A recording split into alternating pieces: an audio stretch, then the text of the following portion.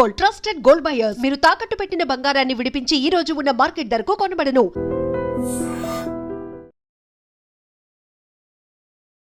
నమస్తే, welcome back to IT media. నేను మీ Jhansi. So చాలా హెల్త్ వీడియోస్ చేస్తున్నాము, అందరికీ కూడా అవేర్నెస్ కల్పించేలాగా. ఈరోజు ఫిస్టులా గురించి మాట్లాడుకుందాం.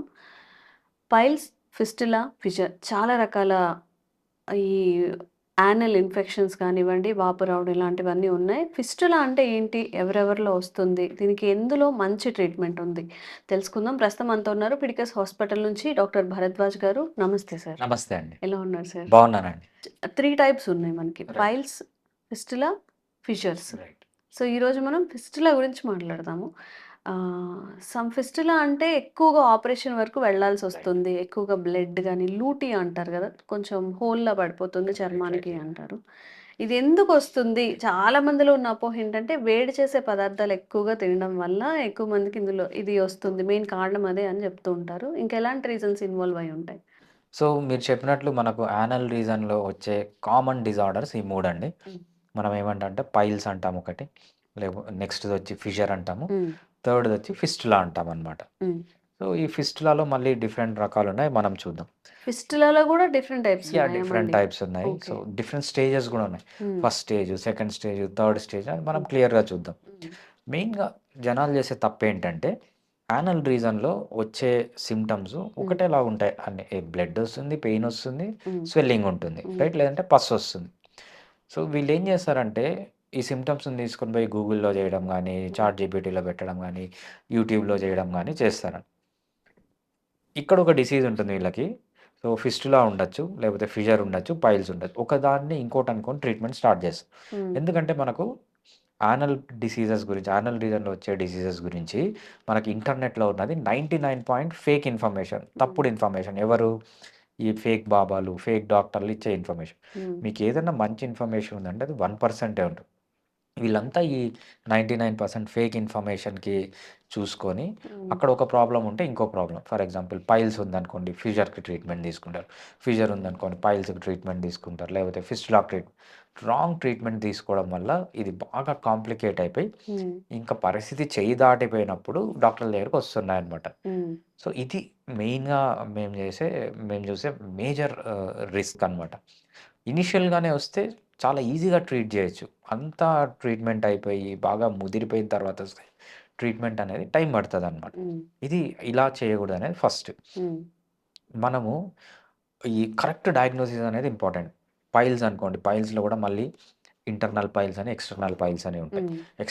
ఇంటర్నల్ పైల్స్లో మళ్ళీ first degree piles, second degree piles, third degree piles, fourth degree piles అని డిఫరెంట్గా ఉంటాయి. ఇవన్నీ మనం కరెక్ట్గా డయాగ్నోస్ చేయాలి. ఫిషర్కి వచ్చామనుకోండి, ఫిషర్లో మళ్ళీ క్రానిక్ ఫిషర్, యాక్యూట్ ఫిషర్ ఉంటుంది, అది డయాగ్నోస్ చేయాలి.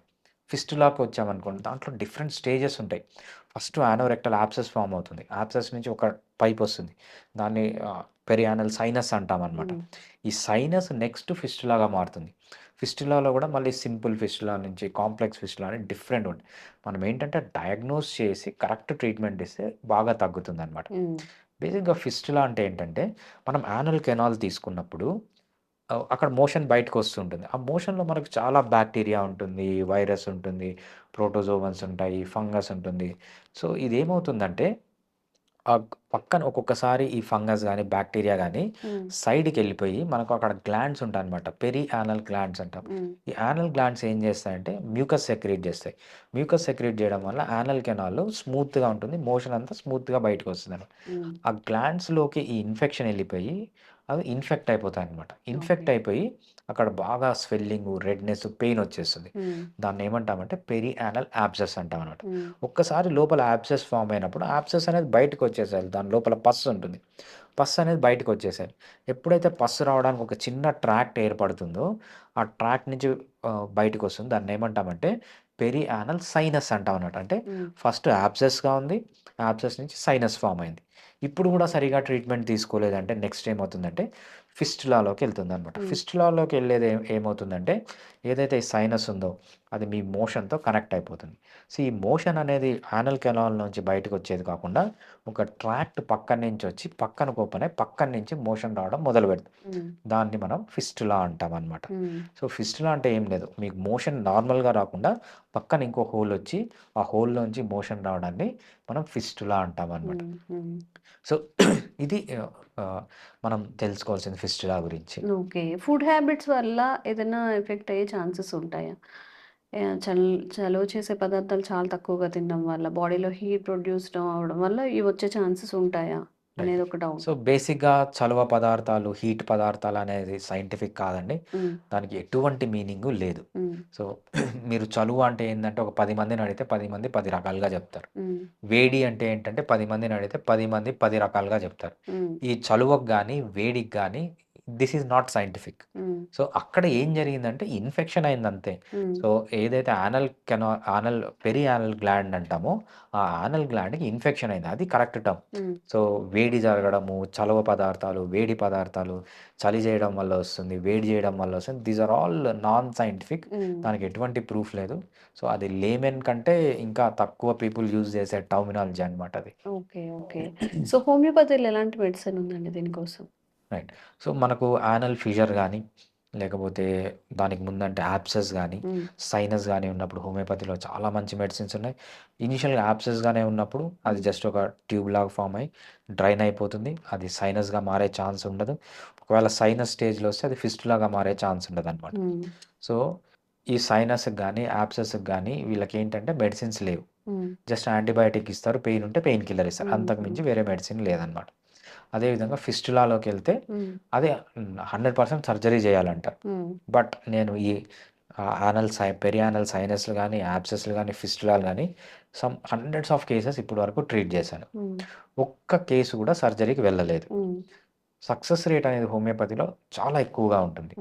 సో మనము ఒక 100 కేసెస్ ఫిస్టులా కేసెస్ వస్తే దాని ట్రీట్మెంట్ అవుట్కమ్ ఎలా ఉంటుందంటే ఆల్మోస్ట్ 80% ఆఫ్ ది కేసెస్కి హోమియోపతి ట్రీట్మెంట్ ఇస్తే కంప్లీట్గా క్యూర్ అయిపోతుంది, మళ్ళీ రాదు. అంటే క్యూర్ జరుగుతుంది, ప్రివెంట్ కూడా జరుగుతుంది 80% ఆఫ్ ది కేసెస్లో. ఇంకా అరౌండ్ 10% ఆఫ్ ది కేసెస్లో ఏమవుతుందంటే కంప్లీట్గా క్యూర్ అయిపోతుంది, బట్ మేబీ 1 ఇయర్ తర్వాత లేకపోతే 10 ఇయర్స్ తర్వాత లేకపోతే 1 మంత్ తర్వాత మళ్ళీ వచ్చే ఛాన్స్ ఉంటుంది అనమాట. ఒక 10% ఆఫ్ ది కేసెస్లో. ఇంకో 1 or 2 కేసెస్లో ఏమవుతుందంటే మనం మెడిసిన్ ఇచ్చినంత వరకు తగ్గుతుంది, మెడిసిన్ స్టాప్ చేస్తేనే మళ్ళీ స్టార్ట్ అవుతుంది. బట్ ఏది ఏ స్టేజ్లో ఉన్నా కూడా ఈ హండ్రెడ్స్ ఆఫ్ పేషెంట్స్ లేదంటే థౌజండ్స్ ఆఫ్ పేషెంట్స్ నేను ట్రీట్ చేసిన వాళ్ళలో ఒక్కరు కూడా సర్జరీ వరకు వెళ్ళలేదు. సర్జరీ వరకు వెళ్ళకుండా కంప్లీట్గా క్యూర్ అయిపోయి ప్రివెంట్ అయిన వాళ్ళు ఉన్నారు, కంప్లీట్గా క్యూర్ అయిపోయిన వాళ్ళు ఉన్నారు. బట్ కొంతమందికి 20 ఇయర్స్ నుంచి 30 ఇయర్స్ నుంచి కూడా ఈ సిమ్టమ్స్ ఉన్న వాళ్ళు రెగ్యులర్గా మెడిసిన్ తీసుకొని దాన్ని కంట్రోల్లో పెట్టుకుంటున్నారు. సో వితౌట్ సర్జరీ మనం హోమియోపతిలో చాలా ఎఫెక్టివ్గా సక్సెస్ రేట్ ఎంత ఉంటుందంటే మోర్ దాన్ 99%. అంటే నా దగ్గరకు వచ్చిన ఏ కేసు ఇంతవరకు సర్జరీకి వెళ్ళలేదు, ఏదర్ క్యూర్ అయింది, కంప్లీట్గా ప్రివెంట్ అయిపోయింది, లేకపోతే క్యూర్ అయ్యి మేబీ ఫ్యూచర్లో ఒక్కొక్కసారి రిపీట్ అవుతుంది. 1 or 2 పీపుల్కి 100లో ఏంటంటే వాళ్ళు రెగ్యులర్గా మెడిసిన్ వాడాలన్నమాట. సో సక్సెస్ రేట్ అనేది హోమియోపతిలో మోర్ దాన్ 99% ఫిస్టులాలో. ఓకే. ఇది కూడా ఏదైనా జన్యుపరంగా ఉండే అవకాశం ఏదైనా ఉంటుందా? అంటే వాళ్ళ ముందు వాళ్ళకి పేరెంట్స్‌కి ఉన్నప్పుడు వస్తుంది అనేది ఏమైనా ఉందా ఇందులో? ఫిస్టులాకి ఏ జెనెటిక్ బ్యాక్గ్రౌండ్ లేదండి. ఫిస్టులా అనేది ప్యూర్ ఇన్ఫెక్షన్. ఈ ఇన్ఫెక్షన్ అనేది ఎవరికన్నా రావచ్చు. కొంచెం ఇమ్యూనిటీ తక్కువ ఉన్న వాళ్ళకి వచ్చే ఛాన్స్ ఎక్కువగా ఉంటుంది. బట్ దీనికంటూ జెనెటిక్ ప్రీడిస్పోజిషన్ ఫాదర్‌కి ఉంటే కొడుక్కి రావడం, కూతురికి రావడం, మదర్‌కి ఉంటే రావడం అనేది ఇట్లాంటిది ఈ ఇన్ఫెక్షియస్ డిసీజెస్‌లో ఉండదన్నమాట. ఇదేం కాదు, ఏదన్నా ఇన్ఫెక్షియస్ డిసీజెస్‌లో తక్కువ ఉంటది అది. ఓకే. థ్యాంక్ యూ అండి. థ్యాంక్స్ అండి. Sir, one life lesson what medicine has taught you. Whatever you can do without expecting. But I really believe మన పాజిటివ్ యాటిట్యూడ్ ఉంటేనే మనం ఏదైనా సాధించగలం. గట్ని మనం కరెక్ట్గా డీల్ చేసినట్లయితే అది మనకి పాజిటివ్ హార్మోన్స్ని రిలీజ్ చేస్తుంది. షుగర్ వచ్చిన వాళ్ళ పరిస్థితి ఏంటి? పొట్ట దగ్గర పెరిగితే దాన్ని ఆండ్రాయిడ్ అంటారు, ఆండ్రాయిడ్ ఫోన్ కదా. అసలు థాట్స్ ఎందుకు వస్తాయి? బ్రెయిన్ డెడ్ అంటే దానికి ప్రపంచం అంతా కూడా కొన్ని నిర్దిష్టమైనటువంటి లక్షణాలు ఉంటాయి. మానసికంగా ధైర్యంగా ఉంటే క్యాన్సర్ జయించవచ్చు. You are a doctor for a cause sir, అంతే. వాళ్ళకి వచ్చిన ఆదాయం కాకుండా ఫ్రీ సర్వీస్ ఎంతమందికో చేస్తుంది.